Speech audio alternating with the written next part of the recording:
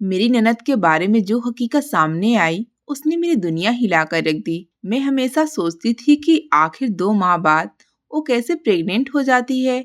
ये कोई आम बात नहीं थी। लेकिन जब भी मैं इस मामले पर बात करती मेरे पति बहुत नाराज हो जाते हैं। उसका कहना था कि हमें दूसरों के सामने बदनामी का सामना करना पड़ सकता है और ये हमारे खानदान की इज्जत का मामला है। लेकिन मैं खामोश कैसे रहती। हर बार जब मैं अपनी ननद को देखती, उसकी खाली आंखों को, उसके बिखरे हुए बाल और बदहवास चेहरे को, मेरे दिल में एक अजीब सा खौफ आ जाता। कुछ तो ऐसा था जिसे सब नजरअंदाज कर रहे थे या शायद जानबूझकर छुपाया जा रहा था। मुझे अंदर ही अंदर बेचैनी खाए जा रही थी। मैं सोचने पर मजबूर थी कि कहीं कुछ ऐसा तो नहीं हो रहा जो नजरों से ओझल है। मेरे दिल में हर पल कसमकस पल रहे थे। शायद ये सिर्फ मेरा वहम था, लेकिन मैं इस बात की तह तक जाना चाहती थी।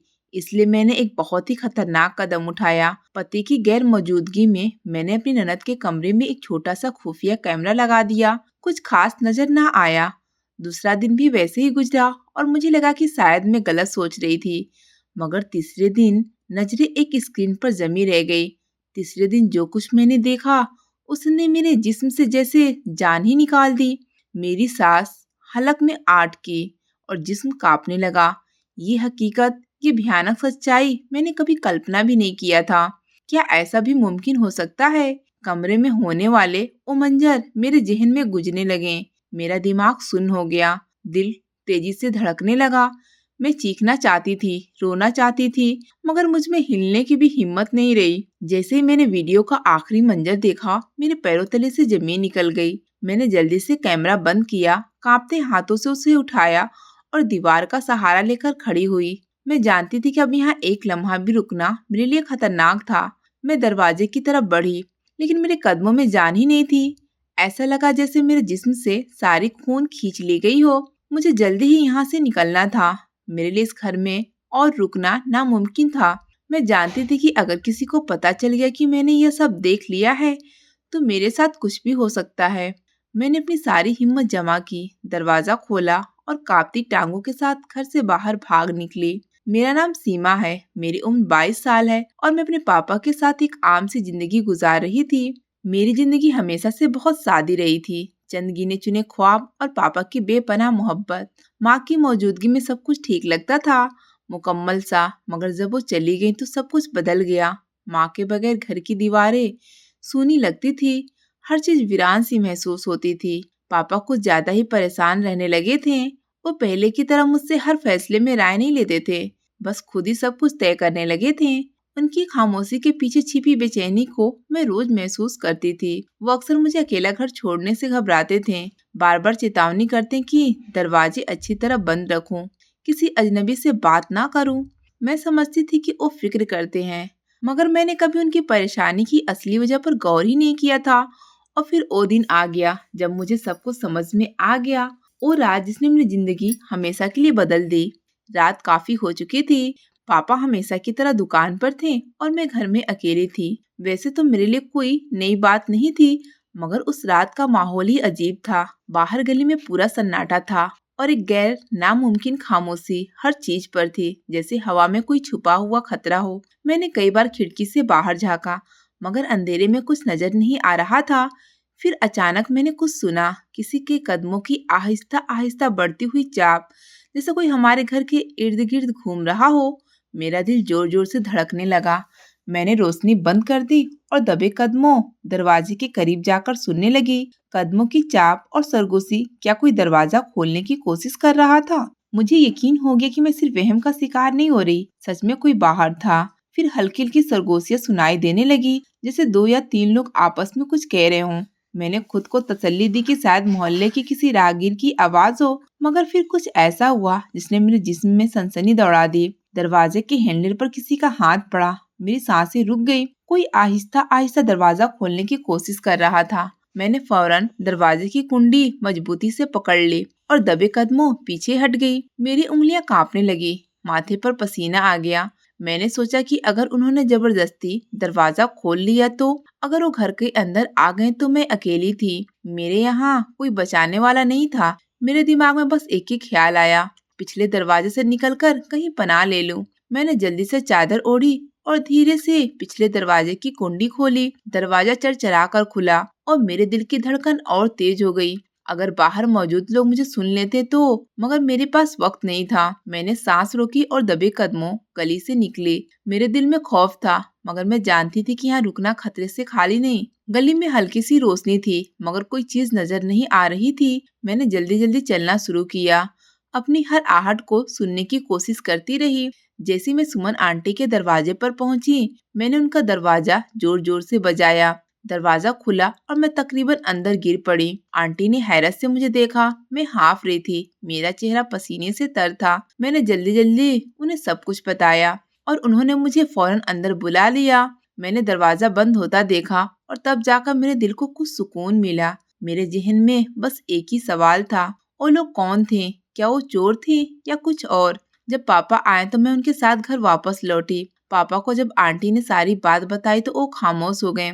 उनकी आंखों में गुस्सा और परेशानी दोनों थे। वो मुझे लेकर घर वापस आए, मगर मैंने महसूस किया कि वो रास्ते पर कुछ सोच रहे थे।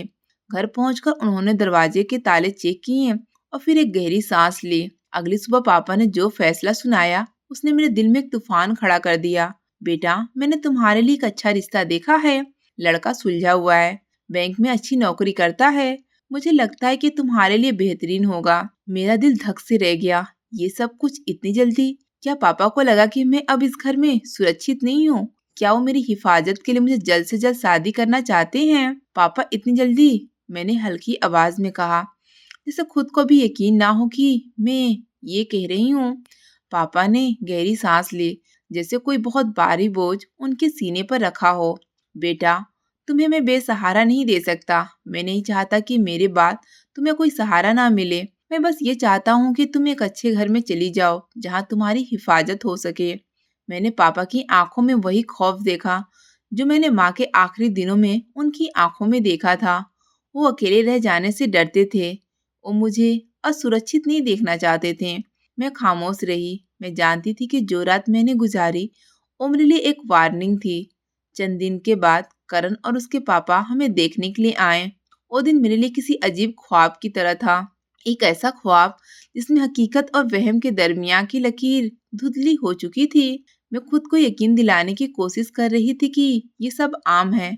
हर लड़की की जिंदगी में ऐसा वक्त आता है, मगर मेरे दिल की बेचैनी बढ़ती जा रही थी। मैं एक कोने में बैठी रही, मगर दिल में एक अजीब सी बेचैनी थी। मैंने हमेशा सोचा था कि जब शादी का वक्त आएगा तो मैं खुशी महसूस करूंगी, मगर यहाँ मामला बिल्कुल उलट था। मेरी उंगलियां न चाहते हुए भी मेरे दुपट्टे के किनारे को मरोड़ रही थी और दिल किसी अनजाने ख्याल में पड़ा था। मैंने सोचा कि शायद ये आम सी घबराहट है, मगर अंदर कहीं कुछ और भी था। कुछ ऐसा जो मुझे नजर तो नहीं आ रहा था, मगर महसूस हो रहा था। जब मैंने नजर उठाकर करण को देखा तो वो सच में एक सुलझा हुआ लड़का लगा। कद लंबा, चेहरे पर हल्की दाढ़ी, आंखों में संजीदगी। वो एक समझदार लड़का लग रहा था, वैसे ही जैसा पापा चाहते थे। उसके बैठने के अंदाज से पता चल रहा था कि वो एक समझदार इंसान है। वो ज्यादा नहीं बोला, बस जरूरी बातें की। मैंने कई बार सुना था कि ज्यादा बोलने वाले अक्सर बनावटी होते हैं, तो शायद ये अच्छा ही था कि वो ज्यादा बात नहीं कर रहा था। मगर फिर भी मेरे दिल में एक कसमकस बाकी थी। शायद इसकी वजह कुछ और थी। पापा तो पहली नजर में ही उसे पसंद कर चुके थे, मगर एक बात मुझे खटक रही थी। शायद मेरा दिल बिना वजह वहम पाल रहा था। मगर जब मैंने देखा कि उनके साथ उनकी छोटी बहन नहीं आई तो मुझे अजीब लगा। आमतौर पर रिश्ते देखने के मौके पर बहनें तो जरूर आती हैं, खास तौर पर अगर वो इकलौती हों। मैंने खुद को तसल्ली दे दी कि शायद कोई और वजह होगी, मगर जब पापा ने खुद पूछा तो मैंने करण और उसके पापा के चेहरों पर एक पल के लिए हल्की सी खौफ महसूस की। जब पापा ने इस बारे में पूछा तो करण के पापा ने कहा कि वो बीमार है, उसकी तबीयत अचानक खराब हो गई, इसलिए नहीं आ सकी। मुझे ये सुनकर अजीब लगा, शायद सच में ऐसा ही कुछ हो, मगर मेरे दिल ने ये बात कबूल नहीं की। कुछ तो था जो मुझे उलझा रहा था, मगर मैंने इसे ज्यादा सोचना सही नहीं समझा। आखिर पापा इत्मीनान थे और ये सब उनकी खुशी के लिए ही हो रहा था। करण के पापा ने कहा कि वो बिल्कुल सादगी से शादी करना चाहते हैं, उन्हें किसी किस्म का दहेज या दिखावा नहीं चाहिए। ये सुनकर पापा को हैरत हुई। वो हमेशा चाहते थे कि मेरी शादी धूमधाम से हो, मगर अंकल ने उन्हें मना किया। कि सादगी में ही सही है। पापा आखिर मान गए, मगर उनकी आंखों में ख्वाब टूटने की झलक मुझे साफ दिखाई दी। मैंने सोचा कि शायद ये बेहतर ही था, सादगी ज्यादा बेहतर होती है और असल खुशी रिश्तों में होती है, ना कि बड़े बड़े फंक्शन से। चंद हफ्तों में शादी की तैयारियां पूरी हो गई। सब कुछ बहुत जल्दी हो रहा था, जैसे वक्त को पर लग गए हों। कपड़ों की खरीदारी, मेहंदी की तैयारियां, छोटी मोटी इंतजाम, ये सब कुछ इतनी तेजी से हुआ कि मुझे महसूस ही नहीं हुआ कि मैं अपनी जिंदगी के एक नए मोड़ पर आ चुकी हूँ। मेरे दिल में अजीब सी घबराहट थी, कभी कभी खुशी, कभी बेयकीनी, कभी हल्की सी उदासी। मैं जब अपने कमरे में बैठी तो दिल अजीब सी घबराहट में पड़ा था। क्या सच में मैं शादी के लिए तैयार थी? ये एक ऐसा सवाल था जिसका जवाब मेरे पास नहीं था। सब कुछ इतना जल्दी हो रहा था कि मुझे सोचने का वक्त भी नहीं मिल रहा था। पापा मेरे पास आए, उनकी आंखों में जज्बात थे। ये पहला मौका नहीं था जब मैंने पापा को जज्बाती देखा था, मगर आज उनकी आंखों में कुछ और था। एक बाप की बेबसी, एक बेटी की जुदाई का ख्वाब, और शायद माँ के ना होने की कमी। बेटा, माँ होती तो ये दिन और भी खास होता, मगर तुम फिक्र ना करना, मैं हमेशा तुम्हारे साथ हूँ। ये सुनते मेरी आंखों में आंसू आ गए। मैं पापा के गले लग गई और न चाहते हुए भी रो पड़ी। मैं जानती थी कि पापा मुझसे बेहद मोहब्बत करते हैं और ये फैसला भी मेरी बेहतरी के लिए ही किया था, मगर उस वक्त मुझे माँ की कमी शिद्दत से महसूस हो रही थी। उस रात मैं अपने बिस्तर पर लेटी तो नींद आंखों से कोसों दूर थी। मेरे दिमाग में वो रात भी गुजर रही थी जब मैं डरकर सुमन आंटी के घर भाग गई थी और पापा ने अगले ही दिन मेरे लिए रिश्ता तलाश करने का फैसला कर लिया था। क्या वो सच में मेरी भलाई के लिए था या सिर्फ जल्दबाजी कर रहे थे? विदाई के बाद जब मैं करण के फ्लैट पहुंची तो मुझे हैरत हुई। मैंने हमेशा सोचा था कि शादी के बाद जब लड़की अपने नए घर जाती है तो सब कुछ अजनबी लगता होगा, एक नया माहौल, नए लोग और नए सामान। मगर यहाँ मामला अलग था। ये घर जो मेरा नया आगाज था, बेहद साफ सुथरा और खूबसूरत था, जैसे किसी ने खास तौर पर मेरे लिए सजाया हो। हर चीज सलीके से रखी गई थी और माहौल में एक अजीब सा अपनायत महसूस हो रहा था। मेरा कमरा खासतौर पर दुल्हन के कमरे की तरह सजा था। गुलाब की पत्तियां, हल्की रोशनी और सफेद और सूक्ष्म रंग के पर्दे, सब कुछ किसी ख्वाब की तरह लग रहा था। मैंने एक हल्की सांस ली और अपने अंदर की बेचैनी को कम करने की कोशिश की। सब कुछ मेरे मुताबिक था, फिर भी दिल में कहीं न कहीं एक अजीब सा एहसास मौजूद था, जैसे कोई अनदेखी साया मुझे देख रही हो। करण भी बहुत नरम मिजाज लग रहा था। वो मुझे नरमी और मोहब्बत से बात कर रहा था। उसके लहजे में अपनापन था। वो एक सुलझा हुआ इंसान लग रहा था, जैसे कि पापा ने कहा था। मुझे लगा कि शायद मैं बिना वजह घबरा रही थी। शायद पापा ने सच में मेरे लिए अच्छा सोचा था। मगर फिर अगली सुबह कुछ ऐसा हुआ जिसने मेरी आत्मा को हिला कर रख दिया। रात में नींद गहरी नहीं आई थी। नया घर, नया माहौल और अजीब सी बेचैनी। मैं बार बार करवटें बदलती रही और न जाने कब आंख लग गई। सुबह सवेरे अचानक एक खौफनाक आवाज ने मुझे जगा दिया। ये चीख, ऐसी चीख जो किसी आम खौफ या दर्द की नहीं थी, बल्कि उसमें एक वहशत और बेबसी थी। ऐसा लगा जैसे कोई बहुत ज्यादा तकलीफ में हो, जैसे किसी के साथ कुछ बहुत बुरा हो रहा हो। मैं एक झटके से बिस्तर से उठी। मेरे हाथ पसीने से भीग चुके थे। मैं तेजी से दरवाजे की तरफ लपकी। मेरा दिल धड़क रहा था, सांस भी तेज हो गई थी। मैंने नजर घुमाई तो करण भी जाग चुका था और मुझसे पहले ही दरवाजे की तरफ बढ़ चुका था। उसके चेहरे पर परेशानी की झलक थी। ये चीख कैसी है? मैंने करण से पूछा, जैसे मेरे दिल में कोई अनजाना खौफ जाग चुका हो। मैंने इससे पहले कभी ऐसी चीख नहीं सुनी थी। ये आम नहीं थी। कुछ नहीं, तुम अंदर आओ, मैं देख कर आता हूँ। उसने जल्दी से जवाब दिया, मगर उसकी आवाज में बेचैनी थी। ऐसा लगा जैसे वो कुछ छुपाने की कोशिश कर रहा हो, जैसे वो नहीं चाहता था कि मैं बाहर आऊं। मगर मैं रुक नहीं सकती थी। मेरे कदम न चाहते हुए भी दरवाजे की तरफ बढ़ गए। मैं नहीं जानती थी कि मेरे साथ क्या होने वाला था, मगर मेरा दिल कह रहा था कि अगर मैं ना गई तो शायद मैं एक बहुत बड़े राज से अनजान रह जाऊंगी। मैंने दरवाजे की तरफ से झांका और जो मंजर मैंने देखा उसने मेरे जिस्म में जैसे सनसनी दौड़ा दी। सामने हॉल के दूसरे सिरे पर एक लड़की जमीन पर गिरी हुई थी। उसके लंबे बाल बिखरे हुए थे और उसके कपड़े उलझे हुए थे। उसके चेहरे पर एक वहशत भरी खौफनाक रंगत थी, जैसे वो कुछ कहने की कोशिश कर रही हो, मगर शब्द उसका साथ नहीं दे रहे थे। ये कौन थी? मैंने सिर घुमाकर देखा कि करण के पापा पास खड़े थे, मगर उनके चेहरे पर कोई हैरानी या परेशानी नहीं थी, जैसे ये उनके लिए रोज की बात हो। करण आगे बढ़ा और जल्दी से उस लड़की को सहारा देने लगा, मगर वो बार बार पीछे हट रही थी, जैसे उसे डर रही हो। ये सब क्या हो रहा है? मैंने धीरे से खुद से कहा, मगर मेरे सवालों का जवाब मुझे चंद ही लम्हों में मिलने वाला था। एक औरत ने आगे बढ़कर उस लड़की का बाजू जोर से पकड़ लिया और एक सख्त लहजे में बोली, बस करो, ये रोज रोज का तमाशा बंद करो। मेरा दिल बैठने लगा। ये लड़की कौन थी और ये सब क्यों हो रहा था? मैंने करण की नजरों में कुछ अजीब सा देखा, एक बेचैनी, एक घबराहट, जैसे वो नहीं चाहता था कि मैं ये सब देखूं।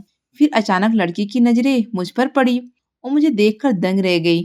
उसकी आंखों में एक ऐसी वीरानी थी जो मैंने पहले कभी नहीं देखी थी। जैसे वो कुछ कहना चाहती हो, कुछ बताना चाहती हो, मगर कोई खौफ उसके शब्द को रोक रहा हो। फिर उसने लरजती आवाज में एक जुमला कहा जो मेरे कानों में किसी बिजली की तरह गिरा, सीमा, भाग जाओ। मेरे पूरे जिस्म में झुरझुरी दौड़ गई।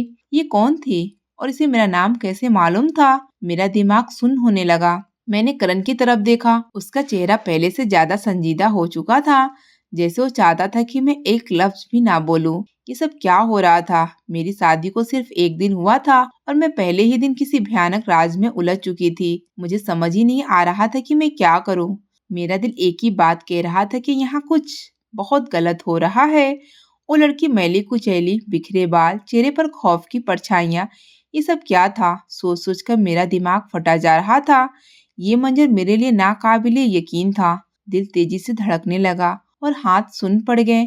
मैंने कभी ऐसा कुछ अपनी आंखों से नहीं देखा था। वो लड़की जमीन पर बैठी अपने बाल नोच रही थी, कभी अपने सर को दोनों हाथों से पीटती, कभी जोर जोर से चीखने लगती। उसकी आंखों में एक अजीब डर थी, जैसे वो किसी गहरे खौफ में कैद हो। वो अपने हाथों से अपने सर को पीट रही थी, चीख रही थी और फर्श पर लेटकर हाथ पांव मार रही थी।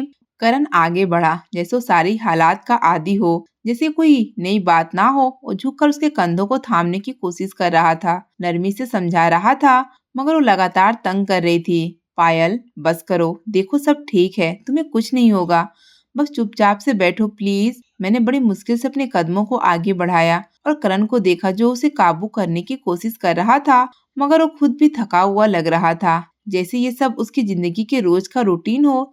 ये वही लड़की थी जिसे करण की छोटी बहन बताया गया था। पायल, मेरा दिमाग जैसे सुन्न हो गया। ये हकीकत मुझ पर आसमानी बिजली की तरह गिरी थी। पायल, वो तो आई ही नहीं थी शादी के दिन और आज मैं उसे पहली बार देख रही थी इस हाल में। मगर वो मुझे आम लड़की नहीं लगी। उसकी हरकत अजीब थी, जैसे वो पागल हो या किसी डर में शामिल हो। मुझे लगा जैसे वो चीख नहीं रही थी, बल्कि किसी दर्द में थी जो बर्दाश्त से बाहर थी, जैसे वो अपने ही अंदर किसी ऐसी कैद में हो जहां से वो निकलना चाहती हो, मगर कोई दरवाजा ना हो। करण ने गहरी सांस ली, जैसे थक चुका हो, और मेरी तरफ पलट कर आया। ये कौन है और ये इस हाल में क्यों है? मेरी आवाज में घबराहट था। मुझे लगा जैसे मेरा पूरा वजूद किसी अनजाने खतरे में आ चुका हो। मैंने शादी के बारे में जो कुछ सोचा था, जो ख्वाब देखे थे, सब पल भर में चकनाचूर हो गए थे। ये मेरी बहन पायल है। वो बचपन से ही दिमागी तौर पर बीमार है। करण के शब्द मेरे दिमाग पर बिजली की तरह गिरे। मैंने हैरत से उसकी तरफ देखा और फिर उस लड़की की तरफ जो अब भी जमीन पर बैठी खुद से लड़ रही थी। माँ की मौत के बाद इसकी हालत और बिगड़ गई है। पापा और मैं इसे संभालने की पूरी कोशिश कर रहे हैं, मगर ये आसान नहीं है। करण की आवाज में थकन थी, जैसे वो ये सब कहकर खुद को भी समझाने की कोशिश कर रहा हो। अगर हम किसी भी लड़की के घर वालों के सब बता दे तो शायद कोई भी अपनी बेटी की शादी हमारे घर में ना करता, इसलिए हमने ये बात छुपाई। मगर मैं जानता था कि तुम समझदार हो, तुम इस हकीकत को कबूल कर लोगी। मेरी टांगें कांपने लगी। मुझे लगा जैसे जमीन मेरे पैरों तले से निकल रही है। तुमने ये बात छुपाई? मेरी आवाज कपकपा रही थी। मैं सदमे में आ गई। तो इसका इलाज? हमने बहुत इलाज करवाया, मगर कोई फायदा नहीं हुआ और हमने कंधे झटक दिए, जैसे वो खुद भी बेबस हो। मेरी नजरें पायल पर जम गई, जो अपनी जगह पर बैठी थी, मगर उसकी आंखों में ऐसा गहरा खालीपन था जिसे देखकर मेरी रीढ़ की हड्डी में सनसनी दौड़ गई। क्या तुम्हें मुझे ये सब पहले नहीं बताना चाहिए था? मैंने करण की तरफ देखा। मैं जानता था कि अगर मैं ये बात बताता तो तुम्हारे पापा ये रिश्ता कबूल ना करते। करण ने साफ साफ कहा। तो तुमने धोखा दिया? करण खामोश हो गया। उसके चेहरे पर कोई पछतावा नहीं था, बस एक बेबसी थी, जैसे वो अपनी सफाई दे चुका था और अब और कुछ कहने की जरूरत नहीं समझता था। मैंने दरवाजे की तरफ देखा। मुझे सांस लेने में दुश्वारी हो रही थी। ये सब मेरी सोच से बाहर था। मैंने कभी नहीं सोचा था कि शादी के दूसरे ही दिन मुझे ऐसे हालात का सामना करना पड़ेगा। मुझे समझ नहीं आ रहा था कि मैं क्या करूं। यहाँ से चली जाऊं, मगर कहाँ? क्या पापा को बताऊं? मगर वो क्या करेंगे। मैं खामोश हो गई, मगर मेरे दिल में अजीब सा वहशत था। करण ने जो सफाई दे दी वो उससे नॉर्मल लग रहा था, मगर मेरे दिल ने उसे कबूल नहीं किया। अगर पायल सच में दिमागी तौर पर बीमार थी तो उसे देखकर मेरे अंदर ये खौफ क्यों जाग रहा था। क्यों उसकी नजरें कुछ कहना चाहती थी, मगर शब्द उसका साथ नहीं दे रहे थे। मैंने उस दिन से करण पर गहरी नजर रखनी शुरू कर दी। मैं जानना चाहती थी कि क्या सच में वो बीमार है या कोई और राज है जो करण और उसके पापा मुझसे छुपा रहे हैं। अगले चंद दिनों में मैंने महसूस किया कि पायल की हरकत बहुत अजीब थी। वो अक्सर मेरे करीब आती, मुझे देखती जैसे कुछ कहना चाहती हो, मगर फिर अचानक रुक जाती। उसकी आंखों में एक अनोखी वीरानी थी, जैसे वो किसी गहरे खौफ में हो। फिर एक दिन जब मैं अपने कमरे में बैठी थी, पायल आहिस्ता आहिस्ता मेरे पास आई। फिर मेरे अंदर एक अनजाना खौफ उठने लगा, मगर मैंने खुद को सुकून रखने की कोशिश की। मैंने उसे ध्यान से देखा। उसके कपड़े मैले थे, बाल बिखरे हुए और उलझे हुए थे, और उसकी आंखों में एक अजीब सी वहशत थी। उसने आहिस्ता से मेरा हाथ पकड़ा और मेरे करीब आई। मेरा दिल जोर से धड़का। पायल, क्या बात है? मैंने नरमी से पूछा। वो बोली, नहीं, बस मेरी आंखों में देखती रही। फिर उसकी आंखों में आंसू भर आए। मैं हैरानी से उसे देख रही थी। वो कुछ इशारे करने लगी, जैसे कुछ समझाने की कोशिश कर रही है, मगर उसकी हरकत मुझे कुछ समझ नहीं आ रही थी। फिर अचानक दरवाजे पर किसी के कदमों की आवाज आई। पायल एकदम पीछे हट गई और कांपने लगी। मैंने देखा कि करण दरवाजे पर खड़ा था। उसका चेहरा सख्त था। तुम यहाँ क्या कर रही हो? करण की आवाज सख्त थी। पायल ने डरकर मेरी तरफ देखा, जैसे वो मदद मांग रही हो। फिर वो दीवार के साथ जाकर दुबक गई, जैसे कोई बच्चा डांट के खौफ से छुपने की कोशिश कर रहा हो। करण ने सख्त नजरों से मेरी तरफ देखा, फिर पायल को बाजू से पकड़कर खींचते हुए बाहर ले गया। करण का ये रवैया इतना सख्त क्यों था? क्या वो वाकई अपनी बहन के बारे में फिक्रमंद था, या उसकी सख्ती के पीछे कोई और राज छुपा था? अगली रात जब सब सो चुके थे, मुझे प्यास महसूस हुई। मैं पानी लेने के लिए किचन की तरफ जा रही थी कि मेरी नजर पायल के कमरे पर पड़ी। दरवाजा थोड़ा सा खुला हुआ था और अंदर मध्यम रोशनी थी। मेरे कदम खुद ब खुद उस तरफ बढ़ गए। मेरे अंदर एक अनजाना सा एहसास पैदा हुआ, जैसे कुछ मुझे अंदर देखने पर मजबूर कर रहा।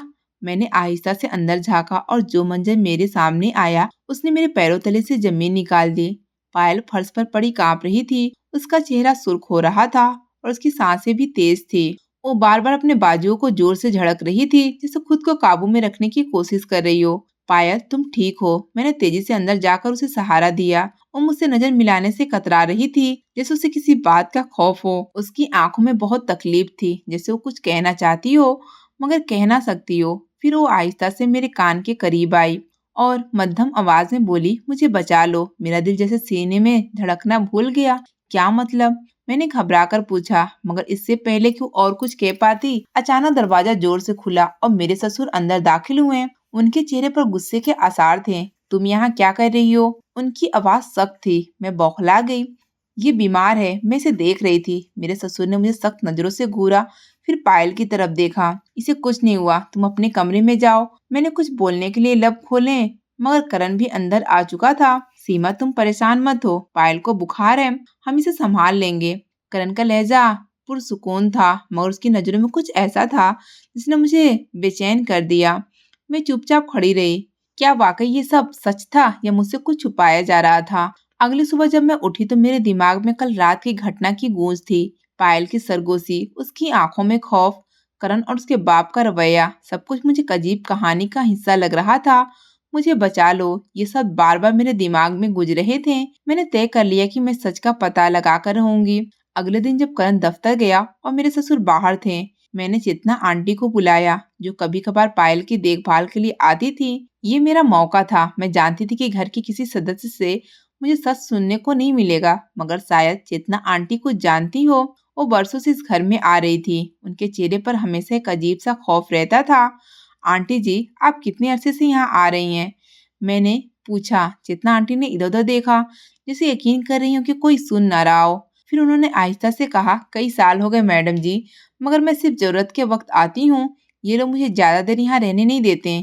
क्यों? चेतना आंटी जी ने मेरी तरफ गहरी नजरों से देखा, जैसे कुछ कहना चाह रही हूँ मगर हिचकिचा रही हूँ। मैडम, मैं ज्यादा कुछ नहीं कह सकती, मगर ये घर आम नहीं है। यहाँ कुछ ऐसा है जो ठीक नहीं है। क्या मतलब? मेरा दिल धड़कने लगा। चितना आंटी ने मुझे झिझकते हुए कहा, बस इतना कहूंगी कि अगर तुम्हें कभी लगे कि कुछ गलत हो रहा है तो अपनी आंखें खुली रखना। यहाँ हर चीज वैसी नहीं है जैसी नजर आती है। मेरे जिस्म में जैसे एक सनसनी दौड़ गई। मैंने गौर से चेतना आंटी को देखा। बहुत परेशान लग रही थी, जैसे कुछ ज्यादा कहना चाहती हो मगर कह नहीं पा रही थी। अगले दिन मैंने पायल की हालत और खराब देखी तो मैंने एक फैसला कर लिया। मैं इस घर में और अंधेरे में नहीं रह सकती थी। मुझे सच जानना था। मैंने अपनी एक जानने वाली डॉक्टर को बुलाया ताकि वो चुपके से पायल का जांच कर सके। मैं जानती थी कि अगर करण या उसके बाप को मालूम हो गया तो वो कभी इजाजत नहीं देंगे। जब डॉक्टर ने पायल का चेकअप किया तो उसके चेहरे पर खौफ के आसार थे। सीमा, मैं तुम्हें कुछ बताना चाहती हूँ मगर ये बहुत चौंका देने वाली बात है। मेरा दिल डूबने लगा। क्या हुआ? डॉक्टर ने एक पल के लिए खामोश हो गई, फिर आहिस्ता से कहा, पायल प्रेग्नेंट है। मेरा जिस्म जैसे पत्थर का हो गया। क्या? मेरी आवाज कांप रही थी। डॉक्टर की नजरें संजीदा थी। और हाँ, मेरा ख्याल है कि इसे किसी नशा की दवा भी दी जा रही है क्योंकि ये बहुत कमजोर हो चुकी है और उसका दिमाग जैसे बंद होता जा रहा है। मेरी आंखों में आंसू आ गए। ये कैसे हो सकता है? घर में कोई और मर्द नहीं था तो फिर ये बच्चा किसका था? मेरे दिमाग में खौफनाक सोच आई मगर मैंने फौरन उसे झटक दिया। क्या करण कुछ जानता था या फिर मेरे दिमाग में सवालों की गूंज थी मगर जवाब दूर दूर तक नजर नहीं आ रहे थे। मेरे हाथ कांप रहे थे, दिल बेतहासा धड़क रहा था। डॉक्टर की बातों ने जैसे मेरे पूरे शरीर को झिंझोड़ कर रख दिया था। पायल प्रेग्नेंट है, ये सब मेरे दिमाग में गुज रहे थे। ये कैसे मुमकिन था? पायल घर से बाहर नहीं जाती थी और किसी से मिलती नहीं थी, तो फिर आखिर वो मुझे लगा जैसे मेरा दिमाग सुन्न हो गया हो। सीमा, तुम ठीक हो? डॉक्टर ने मेरे कंधे पर हाथ रखा। मैं जैसे नींद से जागी। ये कैसे हो सकता है? मेरी आवाज कांप रही थी। डॉक्टर ने मेरी आंखों में देखा जैसे कुछ सोच रही हो। फिर वो आहिस्ता से बोली, मेरे ख्याल में पायल के साथ कुछ बहुत बुरा हुआ है। वो पूरी तरह होश में नहीं है। शायद उसे कोई ऐसी दवा दी जा रही है जिससे वो कुछ बता ना सके। क्या मतलब? मैंने घबरा कर पूछा। डॉक्टर ने गहरी सांस ली। कुछ लोग ऐसी दवाइयाँ देते हैं जिससे इंसान बेबस हो जाता है, अपने सोचने और समझने की सलाहियत खो देता है। अगर उसे लगातार दवा दी जाए तो वो जिंदा तो रहता है मगर अपनी हालात के बारे में कुछ नहीं कर सकता। तो क्या पायल के साथ भी कुछ ऐसा ही हो रहा था? मेरा पूरा वजूद खौफ में डूब गया। क्या करण जानता था? डॉक्टर के जाने के बाद मैं खामोशी से अपने कमरे में बैठ गई। मेरे दिमाग में एक ही सवाल उठा हुआ था, क्या करण को इस बारे में कुछ मालूम था? अगर पायल बीमार है तो प्रेग्नेंट कैसे हो सकती है? और अगर करण को मालूम नहीं तो क्या उसके बाप को मालूम है? अगर वो दोनों जानते हैं तो वो ये हकीकत क्यों छुपा रहे हैं? मुझे लगा अगर मैंने सच्चाई की तलाश ना की तो मैं खुद भी किसी जाल में फंस जाऊंगी। मैंने तय कर लिया था कि मैं खुद इस राज से पर्दा उठाऊंगी, किसी भी कीमत पर। ये घर कुछ छुपा रहा था और मैं अब इस घर का हिस्सा बन चुकी थी। मुझे इस घर के बारे में बहुत कुछ अजीब लग रहा था। मेरा दिल कह रहा था कि कुछ न कुछ जरूर छुपाया जा रहा है। पायल की हालत, उसकी आंखों में बसी दहशत और सबसे ज्यादा उसका प्रेगनेंसी, ये सब एक खौफनाक राज की तरफ इशारा कर रहा था जिसे मैं समझने से अनजान थी। मैं जानना चाहती थी कि रातों को वहाँ क्या होता है। करण और उसके बाप हमेशा कहते हैं कि पायल को किसी किस्म की दिमागी बीमारी है मगर जो कुछ मैं देख चुकी थी वो इस कहानी से मेल नहीं खाता था। 2 दिन तक मैंने कोई खास चीज नहीं देखी मगर तीसरे दिन जो मैंने देखा उसने मेरे पैरों तले से जमीन निकाल दी। रात के सन्नाटे में जब पूरा घर सो रहा था, पायल के कमरे का दरवाजा धीरे से खुला। मैंने कैमरे की स्क्रीन पर नजरें जमा कर रखी थी। मेरी सांसें रुकी हुई थी। दिल प्रार्थना कर रहा था कि मेरी तमाम सोचें गलत साबित हो मगर जो मैं देखने जा रही थी वो मेरी जिंदगी का सबसे भयानक लम्हा बनने वाला था।